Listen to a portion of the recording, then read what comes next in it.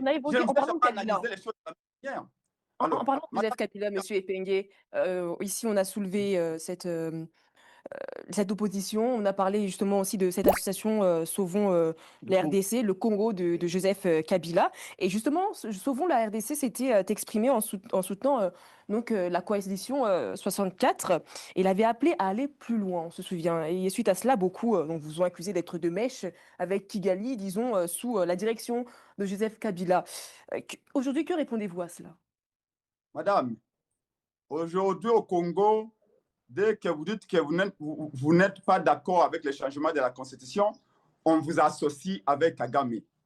On vous associe avec Kabila.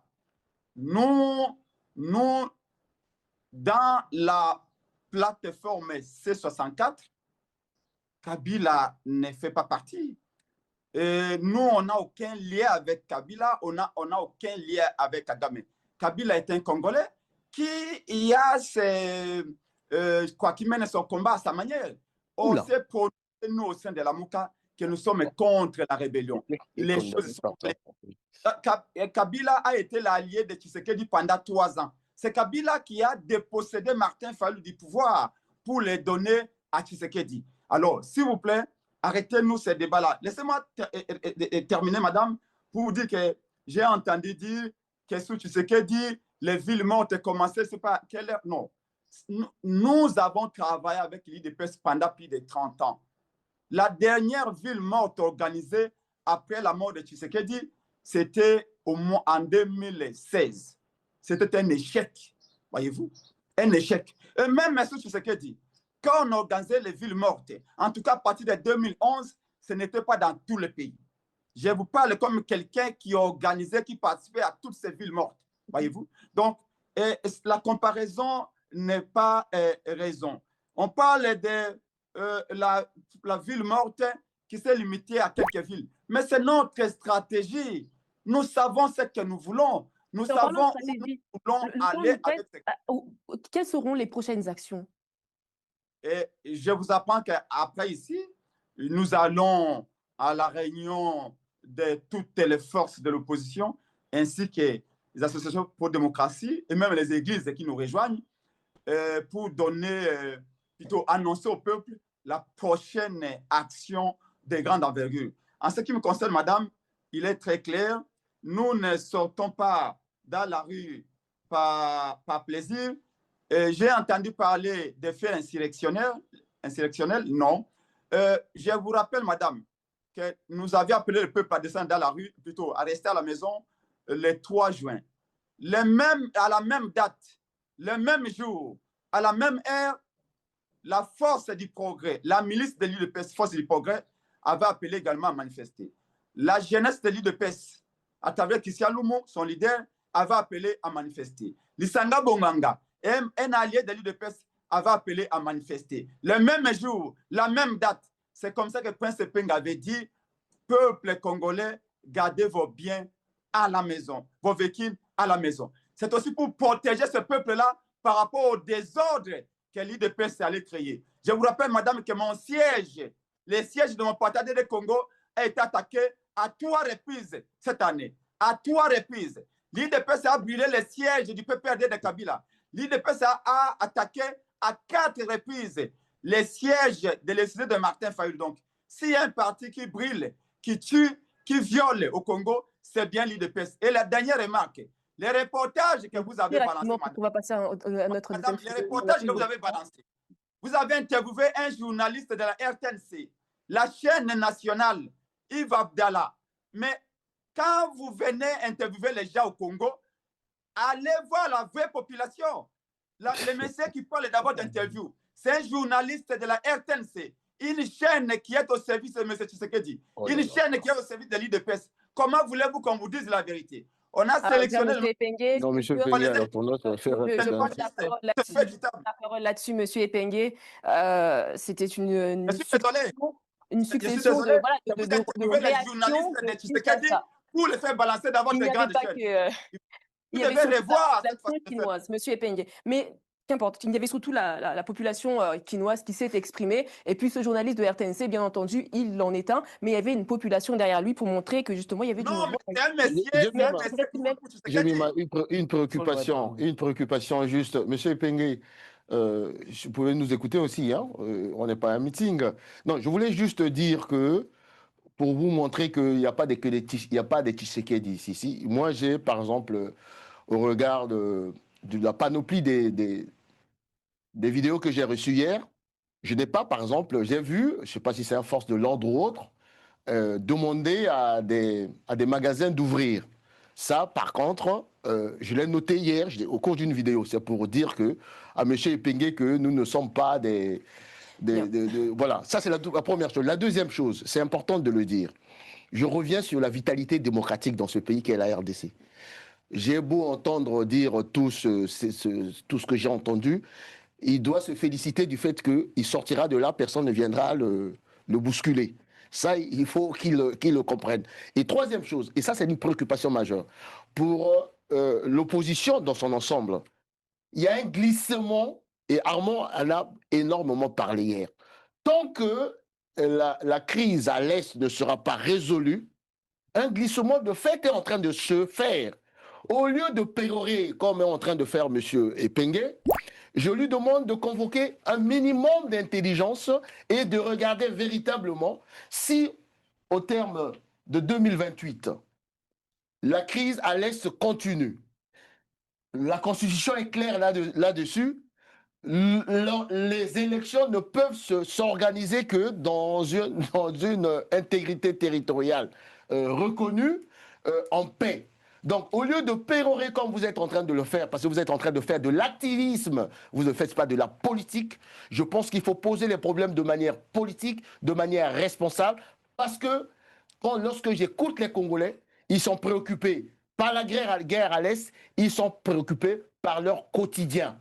Et ça, et le pouvoir et l'opposition sont concernés parce que cette population, avec les frustrations sociales, avec la précarité économique, va arriver un moment où ils vont déborder. Et la crise sanitaire. Et la crise sanitaire. Et aussi, Très rapidement. très rapidement, en 5 secondes, dans 5 secondes, mais rappeler aussi à monsieur Epenge qui lui dit que le problème n'est pas celui de la révision de la Constitution, mais plutôt du changement, et il parle de troisième mandat. Je voudrais vous rappeler que quand on parle de changement, si changement il y a, on parlera plus de troisième mandat. Ça, il faudra que vous l'intégrez. Alors... Et pour terminer, vous êtes en train de vous dédire de tout ce que, de vos accointances avec Joseph Kabila. Mais je vous rappelle que le président Martin Fayulu a signé en 2005 un mémorandum avec Joseph Kabila. Et aujourd'hui, sur le plan politique, il y a une convergence politique qui est évidente sur plusieurs de vos revendications. Donc ça, j'aimerais bien le souligner, puisque vous semblez tout renier. Monsieur Epenge, je vous laisserai vous exprimer tout de même. Je voudrais lui rappeler également que M. Martin Fayulu a raconté Félix Tshisekedi à Kinshasa et à Washington. Et M. Félix Tshisekedi... C'est le président en exercice. Laissez monsieur Epenge. Oui, mais ce que vous dites là n'a aucun sens. C'est le président en exercice. Monsieur Epenge, vous n'avez personne. On sait pour qui vous roulez. Vous roulez pour Tshisekedi. Allez-y, monsieur Epenge. Allez-y, monsieur Epenge. Pas d'arguments, lui. Mais protégez-moi, madame. Protégez-moi quand même. Je vous dis justement, allez-y. Vous pouvez argumenter sans balancer des anathèmes. Allez-y, justement. Je voudrais rappeler à nos deux amis sur le plateau qu'en 2023, M. Tshisekedi a organisé les élections sans Bunagana, sans Nirangongo. Voyez-vous? Parce qu'il dit que pour que les élections aient lieu, il faut qu'on récupère tous les territoires. Est-ce qu'il peut m'expliquer pourquoi Tshisekedi en 2023 a organisé les élections sans Nirangongo? Est-ce que vraiment le territoire de Bunagana a un rapport avec... Laissez monsieur Epenge terminer. Non, laissez monsieur Epenge terminer. Allez-y, monsieur Epenge. Bon, madame, vous voyez, ils sont tellement zélés dans les missions de défense. Allez-y, monsieur Epenge. Allez, continuez dans votre raisonnement. Voilà. Donc, ce n'est pas logique, voyez-vous. Et je parle bien de la révision. La révision est permise, mais comme l'a dit le professeur Njoli, un membre du bureau de l'Assemblée nationale, que pour changer une constitution, il faut simplement faire la révolution. Donc, c'est un coup d'État que Tshisekedi veut opérer. Et donc, face à ce coup d'État, nous donnons les moyens constitutionnels pour empêcher cette démarche. Et nous allons le faire. Le peuple a adhéré à l'appel de l'ADD Congo, de la Mouka, de toute l'opposition. Ils veulent nous associer avec Kabila. Nous savons très bien. Ils veulent nous associer avec Kagame. Mais Kabila, vous dites qu'il est de l'AFC. Mais tu sais qu'il négocie avec l'AFC à Genève, à montrer. Vous dites que... Alors, je donnerai la parole maintenant. Allez-y, terminez. Vous avez signé des accords avec Kagame à Washington. Arrêtez de tromper l'opinion. Entre Tshisekedi et Kagame, ils se parlent. Quant à nous de l'opposition, Prince Epenge, nous disons que nous allons continuer la lutte. Le peuple ne veut pas de troisième mandat. Pour le peuple, la priorité, c'est l'eau, c'est l'électricité, c'est les emplois qu'il faut créer. Le Congo n'a pas de route, n'a pas d'eau, n'a pas d'électricité, n'a pas de sécurité. Même à Kinshasa, madame, il y a des braquages tous les jours. C'est cela le Lucien. Il y a des détournements partout, il y a des vols d'argent partout, des millions, des milliards détournés. C'est la priorité, c'est combattre ces fléaux-là. La constitution congolaise.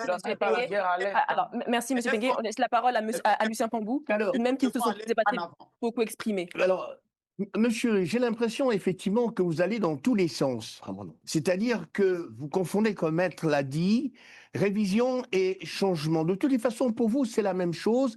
Tshisekedi doit partir. Tshisekedi doit partir parce que vous estimez qu'il n'est pas à la hauteur. Mais dites-moi dans l'opposition qui le serait. Bon, ça c'est un premier point. Deuxième point, vous parlez des oppositions. En fait, c'est une espèce de fatra, une espèce de bougli-bougli, effectivement, de gens dont les intérêts ne sont convergents que sur un seul point, le départ de Tshisekedi. Et il n'y a pas tellement de programme et de stratégie très très claire pour la RDC, pour ces populations. Vous parlez en fait de l'accès à l'eau, vous parlez de l'accès à l'hôpital, vous parlez de l'accès aux infrastructures. Si vous regardez très bien, le président Tshisekedi est en train de réaliser ces éléments-là, de façon méthodique. Le port de Banana, vous en avez entendu parler. Donc vous ne pouvez pas dire, en effet, ici, que le président Tshisekedi... Le port de Banana fait quoi? Oui, mais attendez, monsieur. Les universités inaugurées. Et puis, il y a des universités qui sont effectivement inaugurées. Donc, vous ne pouvez pas dire qu'il ne fait rien. Votre problème, c'est que vous avez trop de prétendants à l'élection présidentielle. Tout le monde chez vous veut être président. Alors, vous avez des alliances de circonstances. Ce sont des alliances de court terme, uniquement. Et ces alliances de court terme, vous mettez une espèce de cran de fumée pour dire, en fait, on est d'accord, mais vous êtes d'accord sur rien. Pour l'instant, il n'y a pas de stratégie à moyen ou à long terme. Il a été dit ici que si la guerre continue à l'Est, on ne peut pas organiser les élections. Quelle est votre réponse stratégique et politique face à cette question? Face à cette question, vous dites non, il n'y a pas de révision. On voit bien, et Maître a dit tout à l'heure, s'il y a un changement, il n'y a pas de troisième mandat. C'est une nouvelle république qui démarre. Et s'il y a une nouvelle république qui démarre, ce n'est plus le troisième mandat pour M. Tshisekedi, c'est un nouveau mandat. Il a le droit, parce qu'il est effectivement citoyen congolais comme tout le monde. Voilà. Armand Mavinga. Oui. Lucien vient de dire qu'il n'y a pas l'opposition n'a pas de stratégie à moyen ni à court terme. Moi, je voulais tout simplement dire, on pourra revenir sur ça la prochaine fois.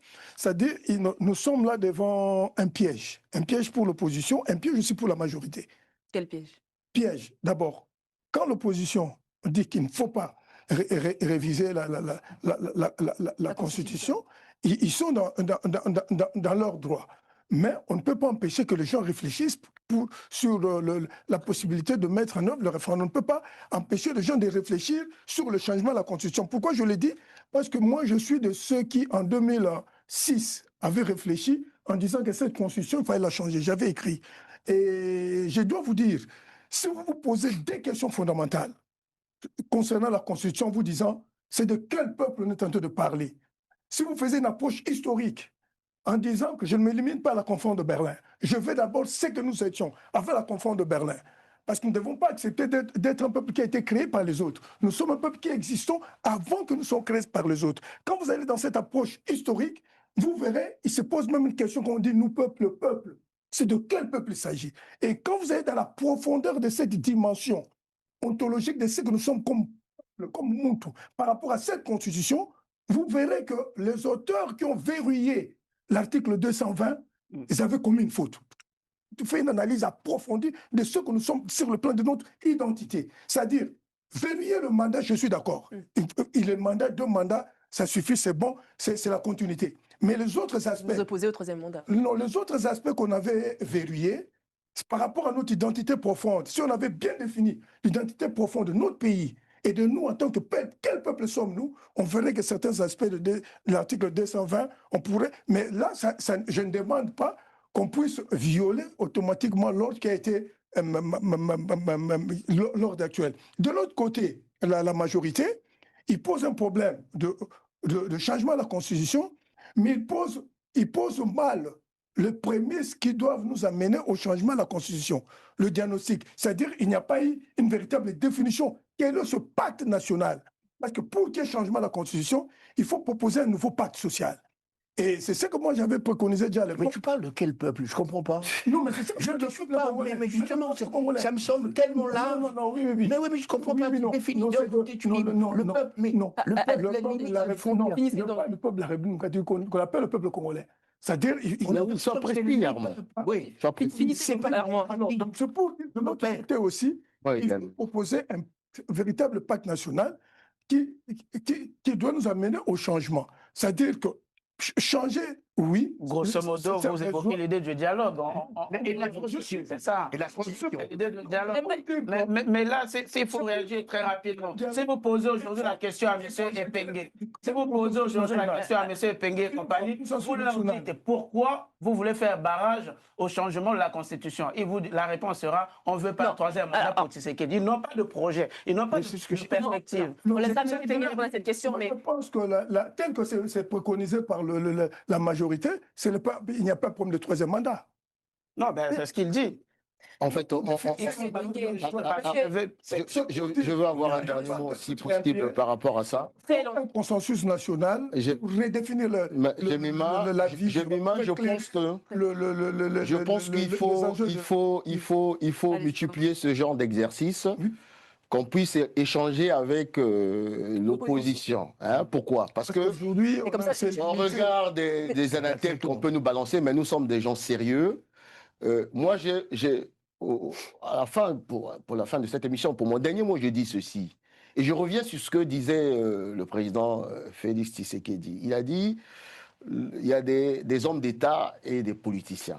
Je suis au regret de constater que une problématique qui se pose pour l'avenir de la RDC, malheureusement, j'ai entendu des propos, j'ai entendu de la lecture, de la grille de lecture de nos amis de l'opposition, comme des politiciens. Leur objectif, c'est qu'il doit partir. Or, tu l'as dit tout à l'heure, la crise actuellement de la RDC, parce que c'est un pays pivot, je le répète souvent, le bassin du Congo, c'est une centralité géostratégique. Mes chers amis de l'opposition, essayez de faire l'effort de convoquer les dimensions historiques, anthropologiques et autres, parce que la loi fondamentale de ce pays-ci pose problème. Maintenant, vous avez la possibilité, en argumentant, dans le cadre d'une campagne référendaire, de convaincre les Congolais de dire oui à un référendum sur le changement ou pas de la Constitution ou non. Par contre, si vous restez dans ce registre de vous baser sur, comment je peux dire, une légitimité populaire, je suis au regret de constater que vous ne l'avez pas. Parce que les Congolais ne vous suivent pas. Vous êtes dans une espèce d'embroglio. Les éléments de langage de la fameuse opposition, comme disait de Lucien, sont disparses et vous aurez du mal à convaincre les Congolais. Je pense qu'il faut réfléchir sur l'avenir du Congo, donc vous drapez des dimensions d'hommes d'État et c'est le peuple qui devrait trancher. Ils n'ont pas de brevière idéologique. Ils n'en ont pas. Et malheureusement, ils n'ont pas d'idée. Et comme ils n'ont pas d'idée, ils avancent en fait en ordre dispersé. Et ils disent tout et n'importe quoi avec des allers et retours. Et c'est ça le problème. Et donc, ça crée une espèce de pagaille politique. J'aimerais donner la parole tout de même à M. Epengue, que vous ayez ce mot de la fin tout de même. On a évoqué sur ce plateau plusieurs fois la question des territoires occupés. On vous reproche souvent, l'opposition, d'avoir pour seul projet le départ du président Tshisekedi. Aujourd'hui, seriez-vous prêt disons, à vous joindre au président Tshisekedi dans la lutte dans l'Est de la RDC, mis à part tout ce qui est question de, voilà, de troisième mandat ou encore de changement de constitution, êtes-vous prêt à vous unir au président Tshisekedi dans cette lutte dans l'Est de la RDC? Madame, vous faites comme si le Congo commence à exister avec Tshisekedi. Je vous pose la question. Le Congo a existé avant Tshisekedi. Et dans 2 ans, le Congo continue d'exister après Tshisekedi parce que son avenir se conjuguera au Sénat. On s'est toujours battu pour protéger l'intégrité de notre territoire. Tshisekedi ou pas, nous nous battons toujours. Stop. On a trouvé. Et je peux même vous dire, et c'est la vérité, que si nous en sommes là, c'est à cause de l'amitié entre Tshisekedi et Kagame. Oh là là. Il a signé des contrats à tour de bras avec Kagame. Dès qu'il est Vous arrivé. estimez qu'actuellement, le président Tshisekedi et le président Kagame sont de mèche? Mais madame, Alors, depuis nous quand parlons. Tshisekedi a commencé à dénoncer Kagame? Ça peine ici en 2022. Il a passé 3 ans d'amitié avec Kagame. Tshisekedi n'est pas bien placé pour faire des leçons de patriotisme aux opposants. Les discours aujourd'hui qu'il adopte contre Kagame, c'est les discours de Martin Fayulu. Voyez-vous, lui-même est reproché à Kabila d'être de Kagame. Mais aussitôt arrivé au pouvoir, 3 ans, ils voyageaient ensemble dans le même avion avec Kagame. Alors, laissez-moi continuer, madame. Nous, pour notre pays, on n'a pas besoin de Félix pour le faire. Nous défendons notre pays et nous défendons toujours notre pays. Mais avec Tshisekedi, pourquoi on l'avait vu? Pourquoi on avait raconté Tshisekedi? On avait parlé avec lui parce qu'on lui avait dit l'union fait la force. Nous savons que cette guerre menace l'unité du Congo. Nous devons nous parler entre nous, fédérer les énergies, mutualiser nos forces pour gagner la guerre. Mais Tshisekedi ne pense qu'à se maintenir au pouvoir. Laissez-moi terminer, madame. C'est bien prétentieux de la part de notre ami avec la cravate rouge, quand il dit que voilà, l'opposition n'a pas... Soyez Allez, correct. un peu de calme. Laissez M. Pengue terminer. Voilà. Allez-y. Mais qu'il soit correct. Allez-y, M. Pengue. Il peut l'appeler par son nom, nous on l'appelle par son nom. Monsieur, restez respectueux. Il a pour la politesse. Monsieur, s'il vous plaît, calmez-vous. Vous Allez-y, êtes trois... Soyez poli, monsieur. Nous sommes À votre pressés niveau par de le temps. responsabilité, soyez Nous sommes pressés poli. par le temps. Nous sommes pressés par le temps. Allez-y, Madame, M. pourquoi ils sont Pengue. agités, les Tshisekedistes? Pourquoi ils sont agités? Alors, si c'est comme ça, je laisserai la parole à Maître Ben Liter. Mais laisse-moi terminer. Qui termine, puis... Mais Bon, pardon, c'est fini. c'est vous qui êtes les annotaires. M. Pengue. Qu'il soit poli. Je peux m'appeler et laisser mes co-débatteurs me déranger et vous m'arrachez la parole. On demande à ce que tout le monde puisse écouter. Je comprends comme dans une Il n'y brasserie. ait pas de commentaires les uns sur les autres, s'il vous plaît. Allez-y, M. Pengue. Nous sommes allés en campagne avec un projet en 2018 et en 2023. Mais vous savez ce qui s'est passé en 2023. On a organisé les élections pendant 7 jours et 7 longues nuits. Alors que la loi électorale, à son article 52, disait que le vote commence à 6 h et s'arrête à 17 h. M. Tshisekedi avait organisé les élections pendant 7 jours. Alors, de la légitimité, vous pouvez comprendre. Quand il parle... Sur cette question, sur la question... projet. Oui, allez-y. Sur la question qui était donc, y a-t-il une possibilité que l'opposition rejoigne le président Félix dans cette guerre dans l'Est de la RDC? Nous comprenons, nous comprenons que... L'opposition, madame, se bat déjà contre la guerre. Mais pas avec le président Tshisekedi. C'est ce que nous comprenons. Mais maintenant, pourquoi nous appelons les dialogues? Les dialogues qu'on a demandé, on a été les voir. Pourquoi? C'est pour dire que comment Nanga est devenu rebelle, lui qui était ici? Comment Kabila est à Goma? Comment on a organisé les élections dans ces conditions-là? Est-ce qu'on peut se mettre d'accord si le minimum? On ne peut pas être divisé sur tout. Il y a des questions qui doivent nous unir, comme la question sur la guerre. Mais Tshisekedi n'a pas besoin de ça. Pour Tshisekedi, tant que la guerre est là, lui va continuer à régner. Mais je termine en 10 secondes. Vous lutterez de votre côté. Nous comprenons que vous lutterez de votre côté. Parlant de Tshisekedi, nous n'avons plus le temps, malheureusement, M. Pengue. Notre projet, nous ne parlons que Tshisekedi parte. Non. Voilà, nous, ce que nous disons, c'est que Tshisekedi respecte les textes. On n'a rien à voir avec Tshisekedi comme personne. Il y a une inculture politique, Jemima, il faut le dire. Ce monsieur souffre d'une inculture politique. On ne disait pas de commentaires les uns sur les autres. Oui, mais on est obligé de rectifier un certain nombre de choses. On est coupé par le temps. Il oublie que le Kagame est arrivé en RDC grâce à la FDL. Très bien. C'est pas Tshisekedi. C'est une culture politique qui est Très M. Penge, ayez l'amabilité d'écouter les autres. Oh là là. Soyez très rapidement, mais très rapidement. Voilà, donc, oui, que la guerre à l'Est existe d'il y a plus de 30 ans déjà, plus de 30 ans. Et vous lui avez posé la question de savoir si ils peuvent, l'opposition, se rallier au président Tshisekedi pour faire face à la crise. Il a répondu non, oui. C'est évident, ils n'ont pas besoin du président Tshisekedi, ils ont besoin de Joseph Kabila, qui lui a été condamné et aussi il a été démontré qu'il est de mèche avec la rébellion. Donc les messieurs Epenge et compagnie sont, à notre point de vue, je pense, de mèche avec la rébellion à l'Est. Ce sont des pressions, des procès d'intention. Monsieur Epenge, on aura sûrement l'occasion de refaire cette plateau. On aura l'occasion de refaire ce plateau. On aura l'occasion de refaire ce plateau. Prochainement, qu'ils viennent avec un peu de respect. De l'opposition. Ils n'ont pas votre profil ici, monsieur Epenge. Merci, messieurs. Ils sont beaucoup plus profilés que vous. On demandera un peu plus de respect et on aura l'occasion de revenir. Merci. C'est la fin de cette émission.